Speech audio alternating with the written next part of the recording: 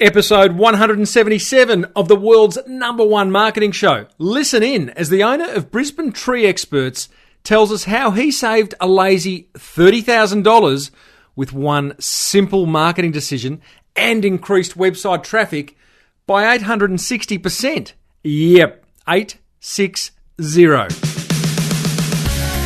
Welcome to the Small Business Big Marketing Show, where successful small business owners share their secrets to take your marketing to the next level.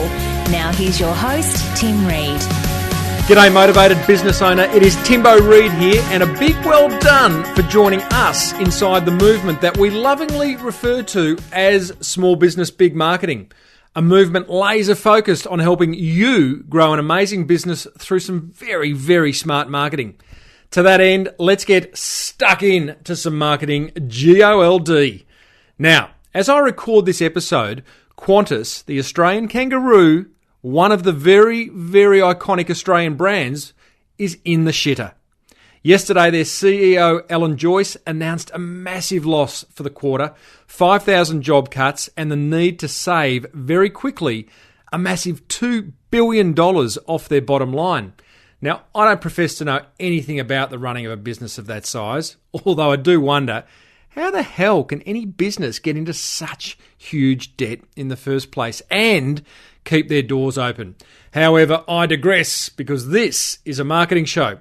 Qantas's dire situation has got me thinking about how that brand should market itself going forward. Historically, from what I've observed, they've run big budget TV commercials, covered the landscape with billboards, and sponsored our national sporting teams. Kind of the usual stuff, isn't it? Each of these marketing channels would be big bucks. Combined, I'm guessing the bill would run into the tens of millions annually. Now, I'm guessing Qantas's advertising and sponsorship agencies might have been given the tap on the shoulder by now and have either been put on hold or had their budgets massively cut. But that doesn't mean Qantas should stop marketing. Oh no. Marketing's the lifeblood, team. They've still got to get bums on seats, right? Literally. So it got me thinking, what clever marketing could they do without spending a fortune? Remember, they've got to save a lazy $2 bazillion in the coming months, years. So to answer that, I've put the hat on of some of my past guests of this show and asked myself, what would they do? So here goes. Do you remember Tom Dixon from Willard Blend fame? The fellow who believes in his blenders so much that he creates viral videos where he blends almost anything, iPads, hockey pucks, crowbars. Well, why don't Qantas create a viral video series called Will It Fly? It would involve attaching objects to the top of their aircraft and see whether they're still there at the end of the trip. Yeah, maybe not. But crowdsourced videos of people's travel experiences could work. I reckon past guest Jonathan Reichwald of Frankston TV would agree with that. And what about past guest Nicole Newitt from Kicks for Chicks? She's got 45 of her clients to tattoo her logo on their bodies. Why doesn't Qantas do the same? Maybe for the first 100 people to tattoo the flying kangaroo on themselves, they get free flights for life. The publicity would be huge. And what about Joe Polizzi of the Content Marketing Institute? I'm sure Joe would suggest Qantas get out there and create amazing content that answers people's travel questions. Stop pushing Qantas and start pulling, he'd say. Quit the advertising stuff. Instead, share video travel tips, do a podcast on amazing destinations, and host a forum where people could seek travel advice. Seems obvious. Sell more by selling less, I say. And finally, what about past guest Kim Illman of Messages on Hold? What would he do? The guerrilla marketer extraordinaire would have Qantas signs popping up all over the place. In the background of news reports, hanging off the harbour bridge. I reckon he'd even manage to get a Qantas logo onto a Virgin plane. My point is this, team. Qantas is in trouble and they need to act smart and quickly.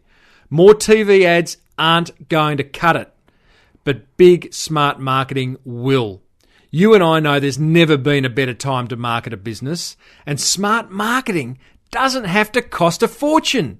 You just need to be helpful or amazing. Both are marketing gold. Alrighty, team, let's get stuck into today's show. My guest is Glenn Walton, who will be joining us inside the Small Business Big Marketing studio very shortly. Glenn's the founder of Brisbane Tree Experts, and it's a fascinating chat about the trials and tribulations of both running a family business, plus he takes us inside an incredibly simple and elegant marketing strategy that's producing some really solid results. And I am just back from Singapore, literally off the plane about 3 hours ago, where I gave a keynote to a large group of financial advisors and insurance brokers at a conference over there. And I'm very proud to say that whilst I was waiting for my plane in the Qantas lounge last night at Changi Airport, I overheard a lady say, I wish I'd recorded this, "You've got to listen to this show called the Small Business Big Marketing Show. It's fantastic." I was so proud, went up and gave her a big hug. I couldn't believe that. That is just that's a wonderful thing to happen on, well, not quite the other side of the world, but outside of my country. She was an Australian lady, and that was wonderful. Now, first, before we do get stuck into today's guest, let me tell you about our good friends at Net Registry and how they can help crank out some great online marketing for you. You know, one of the biggest frustrations many small business owners have with their online marketing is their Google search results. Do you hear me, team? Or lack of them, as many people would say. So many say to me, "Timbo, when I Google myself, I'm not even on page 3, and their heart's breaking. And you keep saying you are who Google says you are, and it's freaking me out, Timbo." If that sounds like you could probably do with these 3 magic words: search engine optimization, aka SEO. Now, a key part of that is having the right keywords on your website, meaning that whenever someone Googles something related to your business, your page can be right up there. Put simply, a key benefit of solid SEO is that Google will know what page on your website is all about. I'll just say that paragraph again. Put simply, a key benefit of solid SEO is that Google will know what each page on your website is all about, and that can only improve your ranking. Now, a great way to get this sorted is to talk to the guys at Net Registry. As proud sponsors of this show, they have an exclusive offer for you, the motivated small business owner. Take advantage of their keyword strategy service today, and instead of paying $250 like everyone else, get your keywords sorted for just $99. Start getting found online today, team. Head over to netregistry.com.au and get your online marketing sorted. That's netregistry.com.au, and tell them Timbo sent you. Okay, let's get stuck into today's guest. It is Glenn Walton. He is the owner of Brisbane Tree Services. It's a second-generation family business. And if you're a small business owner, which you are a motivated small business owner, that is why you are here, or you might be someone trapped in the corporate cubicle looking to escape, well, listen in, because this is a very, very smart marketing strategy that Glenn shares with us. It's had some stellar results. And we also talk in depth about him buying the business from his old man. So really, really interesting, meaty discussion. And I started off by asking Glenn a very big question. What's the biggest spider he's ever come across? I'm a lumberjack and I'm okay. I sleep all night, I work all day. He's a lumberjack and he's okay. He sleeps all night and he works all day. Oh, mate. I've got pretty big hands, and as an arborist, mate, I've had them as big as my hand. So they're as big as a dinner plate, I reckon. No, really? No, well, yeah, in the house even, yeah. Oh, what about up a tree? They're generally snakes and possums in trees, mate. Right. So what's the reaction when you come face to face with a Joe Blake? Well, yeah, it's been a while. It's been a while since I've been up a tree, but generally, we'll spot them way before we get up there. Right. So we have guys to come and grab them out. So. All right, mate, let's talk about the less serious stuff. Now, your dad started the business 30 years ago, from what I understand, and then in 2002, you returned as a young whippersnapper from overseas and decided to transform the business. What was wrong with it? Well, there was probably a lot wrong with it from an outsider looking in. Dad had pretty much wound down the business to a $1,200 a week enterprise. It was about wages for him, and it got him out of the house. And he was happy doing that. So when I got back from the UK, I'd sort of said to him, look, I would like to get back into the family business because I'd been doing it since I was 12. So he said, yeah, let's go for it. So when I got back, I was horrified to see that he'd given away all of our contracts. Right. He was just doing ma and pa's stuff in backyards. So when I got back, I copped a bit of a shock and had to go straight into tools and start the business from scratch from about that time. Did you come back from travelling overseas with the intention of, working in the business for the rest of your life? Look, no. I took a 5-year hiatus and I didn't really think too much about coming back because I'd worked in it all my life, and as far as I was concerned, I'd done that part and I wanted to move forward. But the longer I was away, I had this yearning to come back and be a part of the family business and to get back in, find my love for trees. Mm-hmm. So it was kind of bizarre. I didn't start off thinking that way, but here I am. So the idea of transforming the business, like going, your old man's running it because it was a way to get him out of the house. You want to transform it. How'd that go down with your dad? Oh, terrible. So for the first 4 years, until about 2006, I was a silent partner. I was very much just, no, this is not the way. We need to go this way, and this is how it's been done forever and ever and ever. And I kept sort of pushing the point. And we had robust discussions, and it was one particular day, Dad said to me, look, we don't have any work. I've got no quotes. I don't know what we're going to do. And I said, well, look, how about you give me your pager and your phone and go and have a cup of coffee and I'll sort it out. From that phone call, from taking his phone, I managed to book 3 weeks' worth of work and 2 weeks' worth of quotes because he was so overwhelmed by where he'd gotten to in the business, he couldn't see straight. So, or where he hadn't got to. But where he hadn't got to. Mm. So I guess looking back at what Dad was doing, he was providing for the family for a certain outcome. He wasn't looking at it as a business that would, go forward and have up to 8 or 10 staff working for them and sort of making a name in the industry. He was just looking at paying the bills, So two very different goals. I mean, it had served a purpose for him. It had done what it needed to up to a point. Yeah. But now you were kind of seeing it as a much bigger picture. And in fact, interestingly enough, before we hit record, you even dropped the word franchising, which we'll touch on later. But, you've clearly come into, whether you want to do you want to build an empire?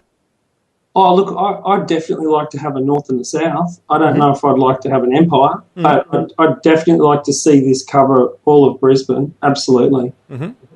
And not just stretch with one crew. I'd like to see many, many crews or even a separate franchise on one side of town. Yeah. So what did you start putting in place, Glenn, when you said to your old man, look, I'm going to turn this ship around? What did you start putting in place? Mate, I'm sitting in the exact chair that it happened in. Really? Can you feel the vibe? I've got the vibe. It's back. So I said to Dad, look, I've got to go and buy a whiteboard. There's no way I can do this because I'm very, very, very visual. Hey, well, listen, I was talking to a mate only this week who said the per square meterage of whiteboard you have has a direct relationship to the success of your business. Well, I'll tell you how it happened. I said to Dad, I don't know how to do this because Dad was using different numbered quote books and there was no numerical, order of anything. We didn't have a database. We didn't have anything. And, we were as bad sometimes as people that were just writing on receipts, and just doing it that way. Yeah. So I said to Dad, look, first of all, we're going to get this whiteboard. So we put the whiteboard up and I wrote Monday, Tuesday, Wednesday, Thursday, Friday and put all the work in with a tally at the end. Then I worked out an Excel spreadsheet and we just started putting all the quotes in and all the rest of it.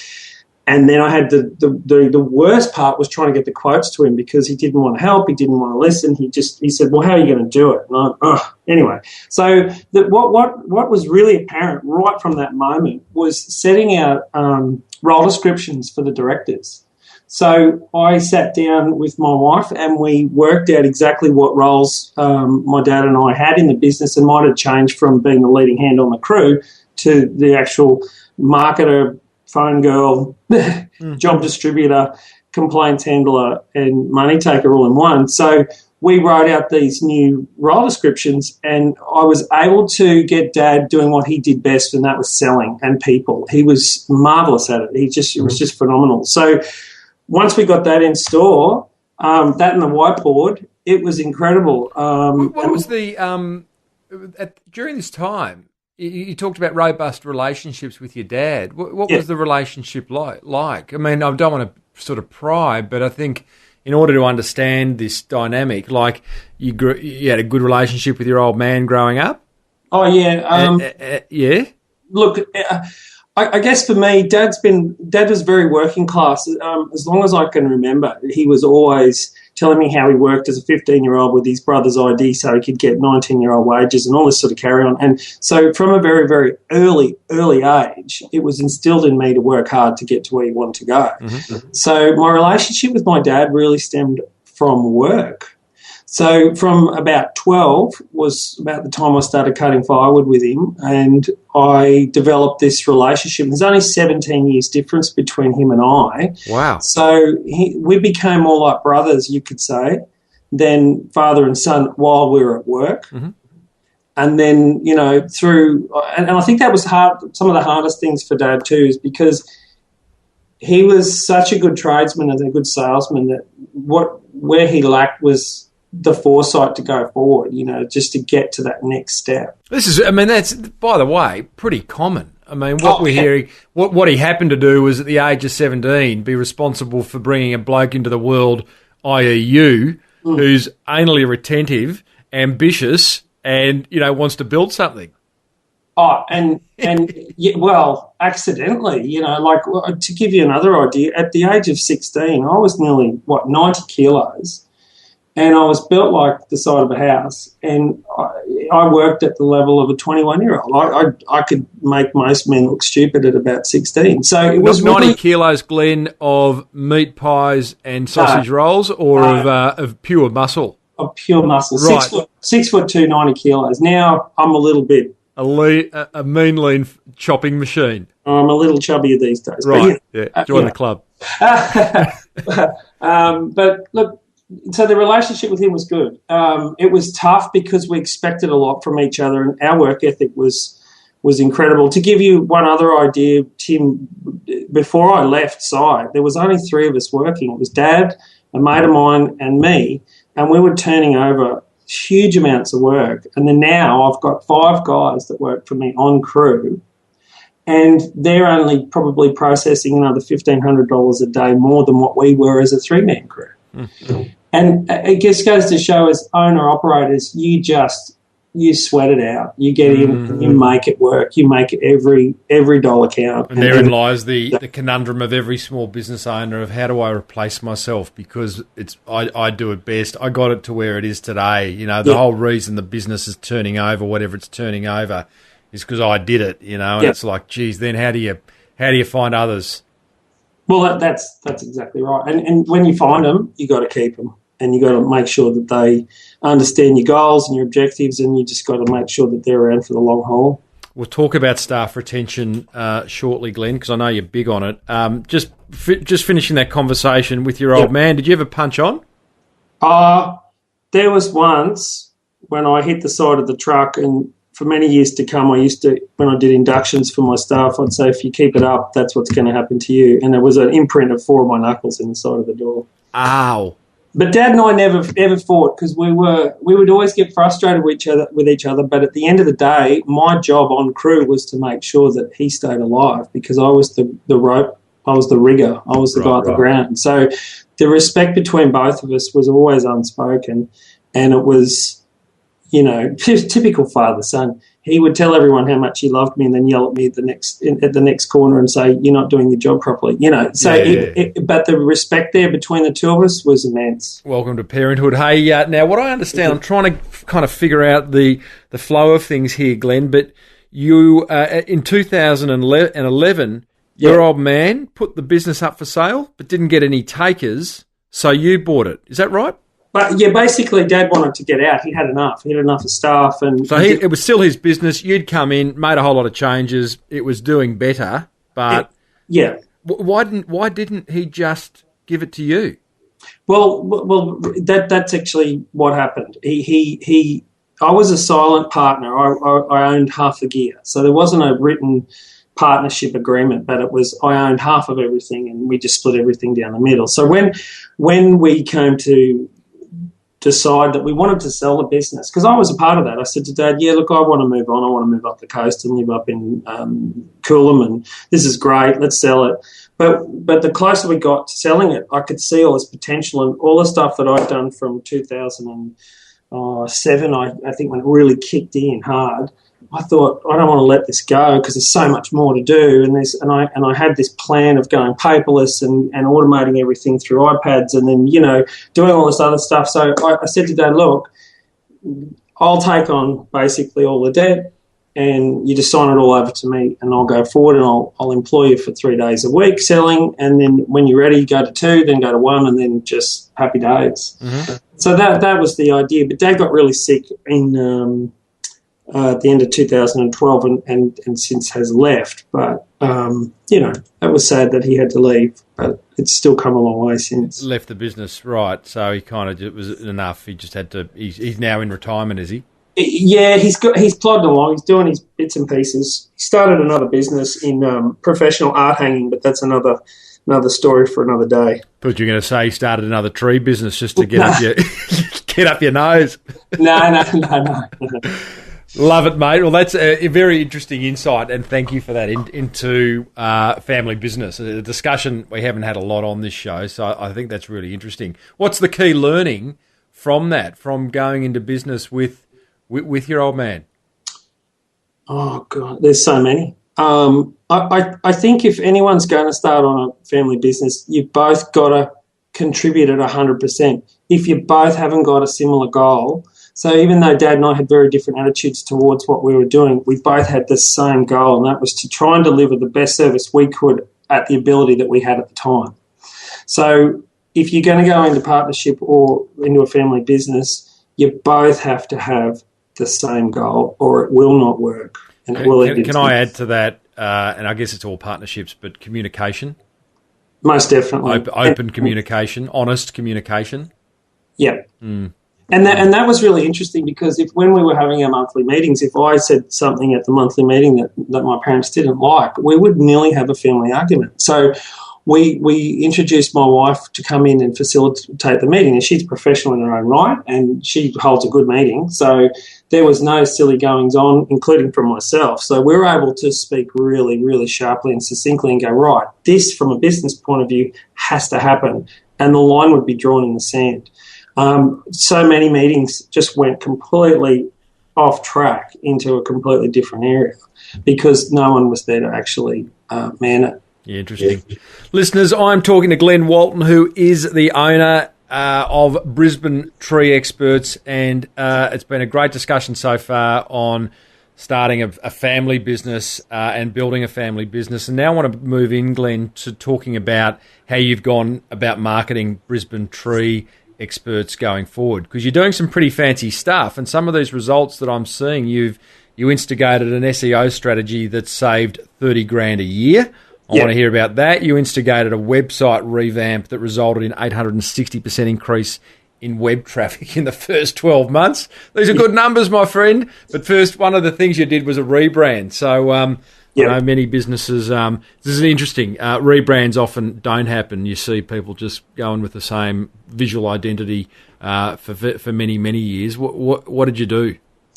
So the company was always known as being a large tree removalist company, and we in the industry we call each other, coming from that background with no education in the industry, lop a stock. And we were very much guys that would come in and sort your trees out, get rid of them and whatever. So part of the rebranding is that we wanted to change our corporate and social responsibility into a green one. So my father was horrified when I told him. Because bloody tree huggers. Well, look, when you look at the figures, we still cut at around about 75% of removal work. And unfortunately for us, it's just the way people are educated about their trees. And our challenge is to educate them about their trees so that they're not removing them. which is another story for another day. So when it came to rebranding, we got a graphic designer to look at the brand, at the logo, funkify it up if you like. It looks great. We actually bought the font that goes along with it, so we've got our own individualised font.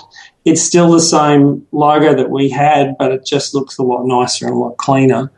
We took the website from being, traditionally boring and just about trees and just about what we could do for people, and showed off the features and maybe not the benefits of using us. So that website revamp was that's an incredible. Probably operating off a relatively low base, but still an 860% increase in web traffic. What do you reckon of all the things you did on the website? What was the major thing that contributed to that increase? I think we simplified it, and we were able to deliver and identify immediate information. It was like people, when they're coming to look for a tree company, they're buying now. They're not looking at our website going, oh, they're great, those guys. We could use them one day.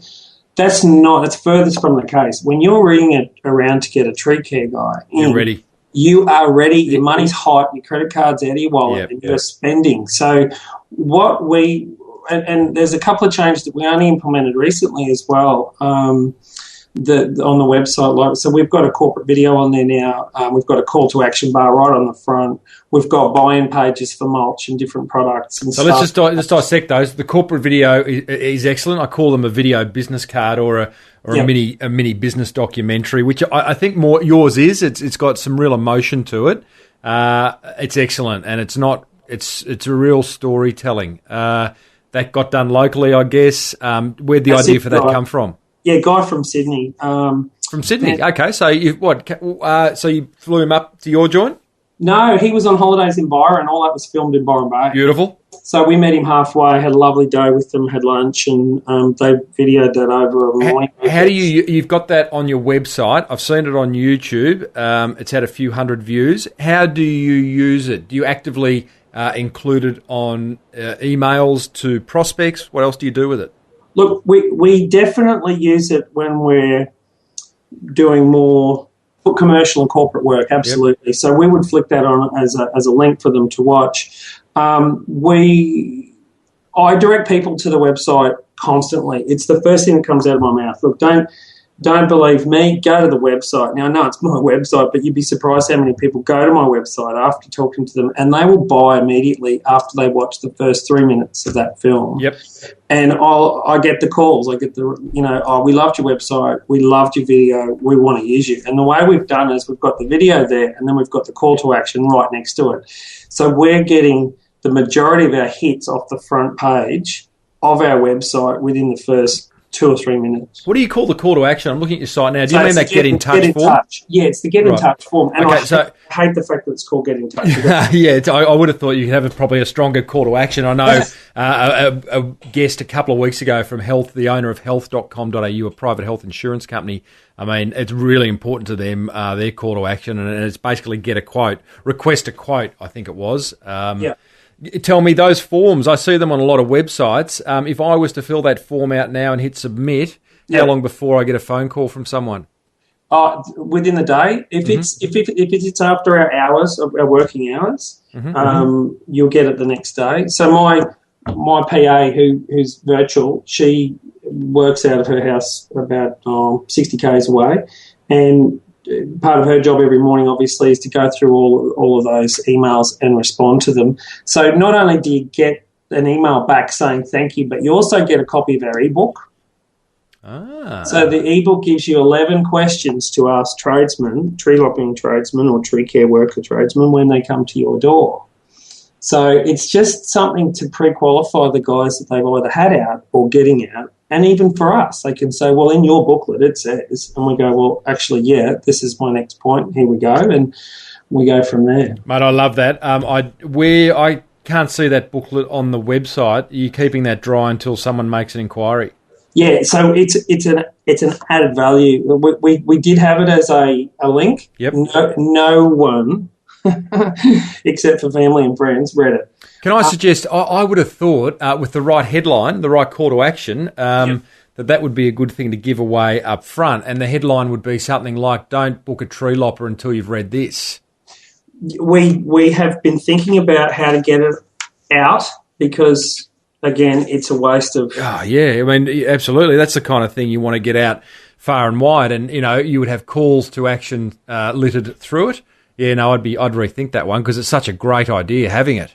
We tried it. I think that the success of the video and our slider is very important to us as well. Like we have a big slider bar at the top and it highlights our monthly specials, what we specialise in, awards that we've won, and all the rest of it. And, of course, you know, this is on a Drupal system, so I have full control over my website. And Drupal being the content management system for the website. Yeah, correct. Yep. So I've got full managing rights to this website, and everything you see on there that's here now, I've been doing. All that's my work. Yeah, you're very proud of that. You said that with your chest exposed, I think. Exposed.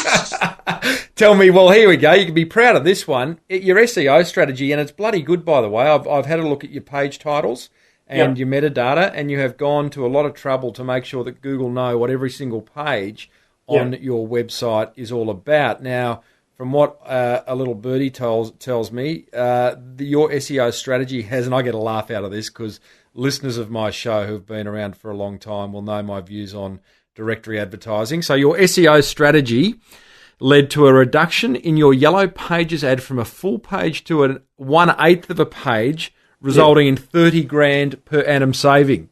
I think your chest was out there. Yeah, I'm quite... Well, I had nothing to do with that, but I had a grin on my face as I read it because, oh, mate, you know, like it breaks my heart still when I come across businesses that are throwing good money after bad into marketing and not just directory advertising, although I think directories have got a lot to answer for. It's just not working. So tell me more. How did the SEO thing come about and what did you do? Well, funnily enough, I kept my full page ad in the first year of trading because when Dad got sick, I panicked. I didn't think I could do it all on my own, and I thought, I've got to hold on to the Yellow Pages, right? Silly. At the very beginning, we had that full page for probably 3 or 4 years, and we were generating 75% of our work from Yellow Pages, so it was quite substantial. This is early 2000s, I'm guessing. Yeah, no. So we started to get the full page ads around about 2006 or 7, and then we had them for 4 or 5 years. I didn't look into how long we had the full page ad, but it was responsible for 75% of our growth. So it was like, well, it was a no-brainer for me to keep it. Then I started meeting some wonderful people from Flying Solo and other places that were sort of suggesting to me to do a little bit more with my website, look at SEO strategies and AdWords campaigning and all that sort of thing. And then when we started, after the first 12 months, we dropped the ad size down to half a page, and then it was a 30-30-30 split. We had like 30% Yellow Pages, 30% online, and then 30% of everything else. To today, where it's 10% Yellow Pages, 70% online, and 20% other. Interesting. What do you spend? What are you spending on? Well, what do you spend on SEO? I suppose because you've saved $30,000 on Yellow Pages. Did you pay someone to optimise your site? Originally, I did, yes, but I think one of the most important things about your website is get a copywriter. Don't muck around with it. Don't even try and think that you can write what these people can write. And my copywriter, she's fantastic. And I would spend probably the same amount of time I'm spending with you discussing what I want to come across. And she just writes it in the most spectacular way. So, mate, you read my mind. I mean, I think too many business owners try to write copy, or they go, yell out in the office, we need to get a new page on the website. Who's got time to write it? It's like, that's just, it's like, it's too important. It's too important. People get carried away with, let's get a website, or let's get on Facebook, or let's run some ads, but they don't spend any time thinking about what they're going to say and how they're going to say it. And copywriters, that's what they do. That's their trade. Oh, look, she was responsible for the line writing. Is the woman that does my Lucinda Lyons. She's fantastic. She's a flying soloist. And she again, wrote the whole website front to back, the ebook, a couple of my blogs. She's helped me through those to the point now where I'm starting to write good content for our blogs, you know. So I actually couldn't find your blog. Oh, there it is. It's under About Us. Yeah, you're hiding it. Yeah. We've only just really started blogging in the last 6 months properly, and we highlight the blogs through social media mainly, and on the bottom of emails.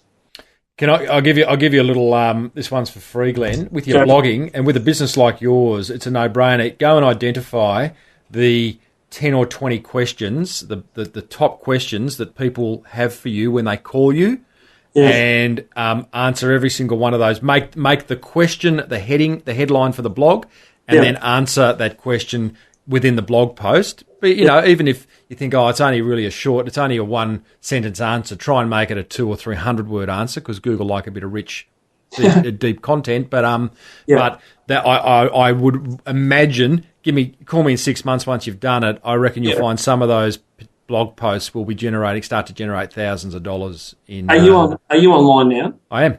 Go to FAQ page. This is an audio show, by the way. Facts and questions.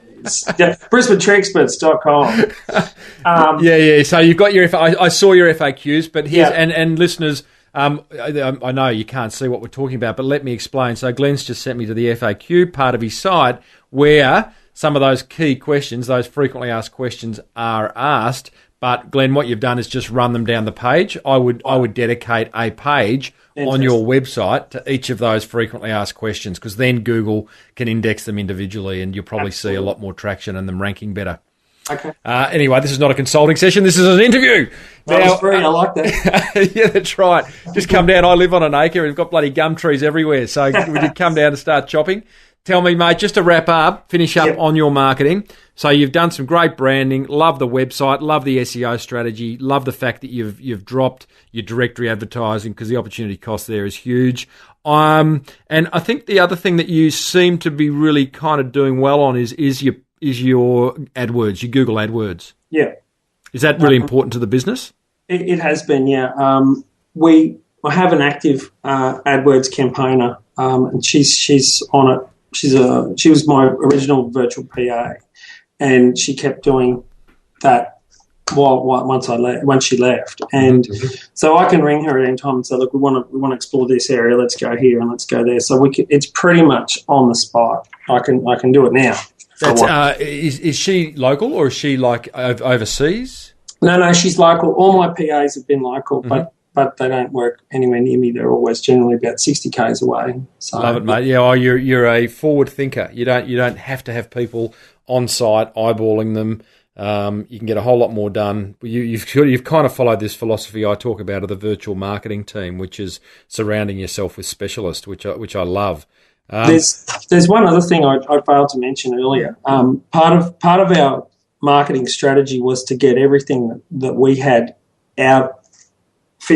Not physical. Everything went in the cloud, and some of the most important marketing strategies we've got would be our auto responding software. We use a product called Sign Up To, and it does everything from social media right through to SMS marketing, the whole lot. And we found that that's been a really huge benefit to us in the last 6 months. And we've only just scratched the surface of the potential of it. So we're reminding our clients every 7 to 8 months by auto respond from their last invoice that they need us to come back out and have a look at their trees. Love it. By email and text? By email now. I haven't looked into the text side of it at this stage because email's been working so well. But of course we do old school marketing as well, Tim. Which is heaven forbid. Yeah, we do 2 home shows a year. You're doing one now. I mean, absolutely. I mean, I jokingly say heaven forbid because getting that mix right. I mean, I'm not one to say online is everything. I think they work alongside each other absolutely beautifully. I mean, it's incredible what you can do between the two of them, and you're clearly nailing that. So at the home show, What's your aim at the home show? Is it to get... I interviewed a lady, Carmen, from a gym in New York a few weeks ago, and her aim she does a lot of events. She does school events, information booths at local community events, and her one aim is not to get a sign up. It's to get an email address or a mobile phone number. Exactly. We worked out really quickly that we cannot convince people that their trees are important standing with another 100 other people. So we find a way to get them in, whether it be balloons, a stump grinder there, a picture of a helicopter pulling a tree out, video, whatever it might be, and then discussing those points. And we've set up our capture software so that it is already the CSV file. So we've set it up in such a way we get first name, last name, email, phone number, and send it straight to the office, and it populates straight into our system, and then we go from there. Love it. Love it. Hey, Glenn, out of interest, mate, I mean, marketing is clearly important to you, and so it bloody should be, but how many hours a week would you spend on your marketing?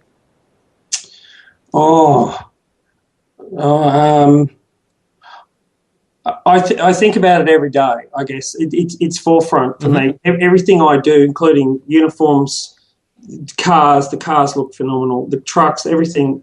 To me, it's about giving our clients the experience. So I would suggest to you that I think about it non-stop. And is it for you, is it a hobby? No, I just want to be that professional. Yeah. But you love it. What I meant by hobby, I mean, you love it. It's not a chore. It's just something that you just can't wait to get the Brisbane Tree Experts message out in some way, shape or form every day. I happen to be, as well, the president of the Queensland Arboricultural Association, and they can't stand it when I say Brisbane Tree Experts. They just get sick of it because a lot of the stuff that we're implementing in Brisbane Tree Experts, I'm trying to implement in the association, right, so it becomes better as well. So, yeah, it is a hobby. I love it, and I think that this style of marketing and this style of interaction, and be proud of your brand. I mean, your brand is just everything. It is.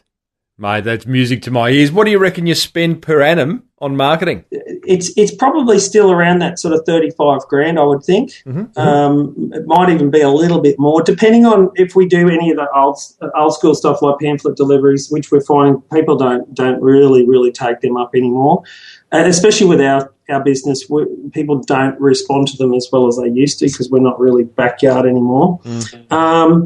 I'd say between 35,000 and maybe 40 at the worst year. Love it, mate. Well, listen, Glenn, it's a great story to be told on this show. The family saga that's led to just the business going on to do greater things. The fact that you've embraced marketing in such a way that it is a hobby. You're loving what you do. You're measuring everything you're doing. It's all accountable. You're seeing the results of what you're doing. It's just a good story, mate, and there should be more of it. So thanks so much for taking us behind the scenes. I was looking for a bit of a tree analogy there, but taking us up the tree, but it wouldn't have really been that.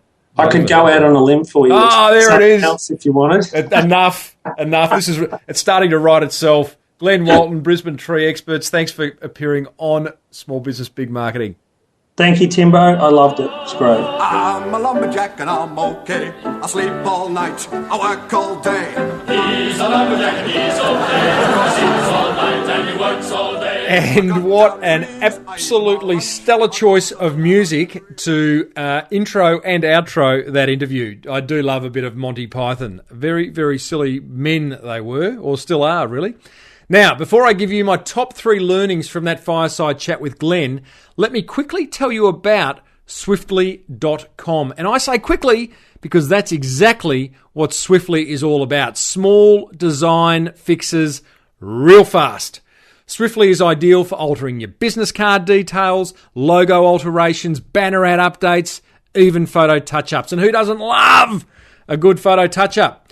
You simply upload the artwork that needs fixing, tell them what needs doing, and boom, within 1 hour, it's done. All for just $19. Yep, 19 smackaroonies. Check them out, swiftly.com. That's SWIFTLY. Well, I hope you got as many marketing tips and tricks from that fireside chat with Glenn as I did. There's some marketing gold in there, team. My top 3, number 1. That ebook idea that Glenn's doing is a cracker. But don't keep your powder dry. Glenn's only giving it to prospects who requested a quote.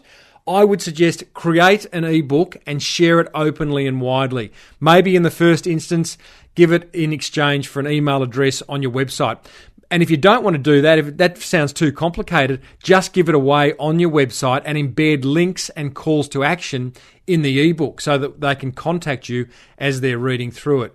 So great idea, Glenn. Number 2, get clear on your keywords and SEO, every page of your website.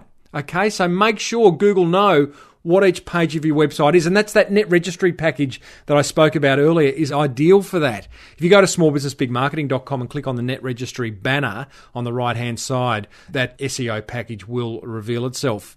Now, it saved Glenn a massive $30,000 in Yellow Pages advertising by undertaking really smart SEO, and I suggest you do too. And number 3, following up clients 7 months later with an autoresponder email. So clever. I'd also add text and a phone call to that as well. But I like the fact that Glenn's obviously got clear on his customer's buying cycle and identified 7 months as a time when he may next be required. So having that automatically going out through something like an Aweber or a MailChimp are going to do that as well. So great ideas there, Glenn.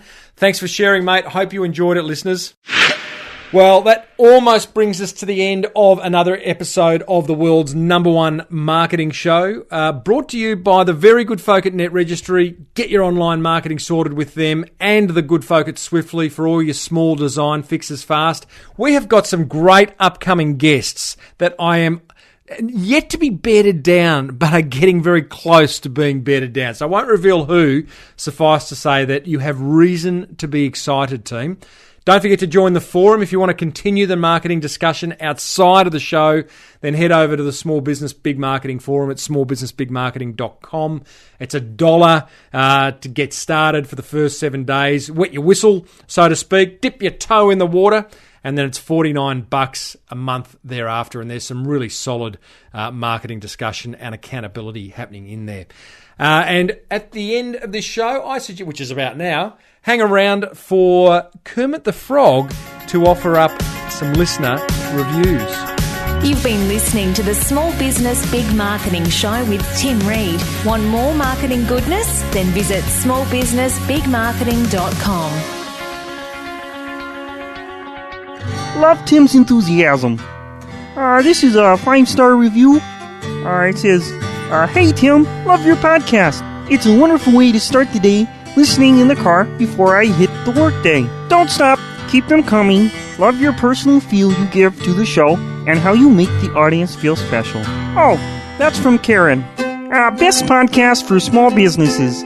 This is another 5-star review by Mitch Kane, a genuine guy with real-world experience who cares about small business owners. A must-have podcast with heart and humor. You will enjoy and learn from every episode. True story. Fantastic. A 5-star review by Booty75. I have just started listening to this podcast. I have been impressed by the amount of information given. So impressed that I have listened to the first 10 podcasts in 2 days. This has given so many practical tips that I can use in my business straight away. Thanks so much. smallbusinessbigmarketing.com